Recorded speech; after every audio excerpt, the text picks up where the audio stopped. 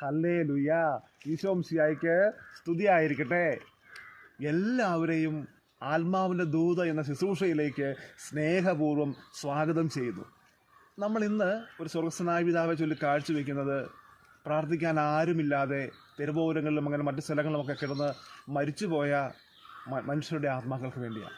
സ്വർഗസ്വനായ ഞങ്ങളുടെ പിതാവേ, അങ്ങയുടെ നാമം പൂജിതമാകണമേ, അങ്ങയുടെ രാജ്യം വരയണമേ, അങ്ങയുടെ തിരുമനസ്സ് സ്വർഗത്തിലെ പോലെ ഭൂമിയിലുമാകണമേ. അന്നു വേണ്ടുന്ന ആഹാരം ഇന്ന് ഞങ്ങൾക്ക് തരയണമേ.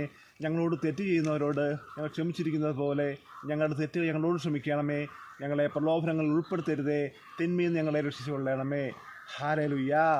പ്രിയപ്പെട്ടവരെ, നമ്മളിന്ന് വായിച്ച് ധ്യാനിക്കുന്ന തിരുവചനം യെരമ്യാ പ്രവാചകൻ്റെ പുസ്തകം 23-ാം അധ്യായം 29-ാം വാക്യം. എൻ്റെ വചനം അഗ്നി പോലെയും പാറയെ തകർക്കുന്ന കൂടം പോലെയും അല്ലേ? ദൈവം നമ്മളോട് ചോദിക്കുന്നത്. എൻ്റെ വചനമെന്ന് പറഞ്ഞാൽ അഗ്നി പോലെയാണ്, പാറയെ അടിച്ച് തകർക്കുന്ന കൂടം പോലെയാണ്. പ്രിയപ്പെട്ടവരെ, ദൈവവചനത്തിന് ശക്തിയായത് ദഹിപ്പിച്ചു കളയുന്ന അഗ്നി പോലെയും പാറയൊക്കെ തച്ച് തകർത്തുടയ്ക്കുന്ന കൂടം പോലെയുമായി ദൈവവചനം.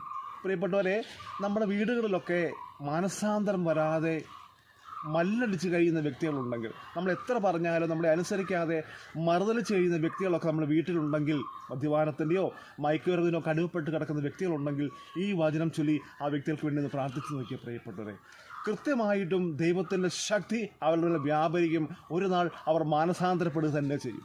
വിശ്വാസപൂർവ്വം ഈ വചനം പ്രാർത്ഥിക്കൂ. ദൈവം നമ്മുടെ ജീവിതത്തിൽ അത്ഭുതം പ്രവർത്തിക്കുന്നത് കാണാം. ഹല്ലേലൂയ. പിതാവായ ദൈവം പുത്രനായ യേശുക്രിസ്തു വഴി പരിശുദ്ധാത്മാവിൻ്റെ എല്ലാ ദാനങ്ങളും നൽകി നമ്മളെ അനുഗ്രഹിക്കട്ടെ. ആമേൻ.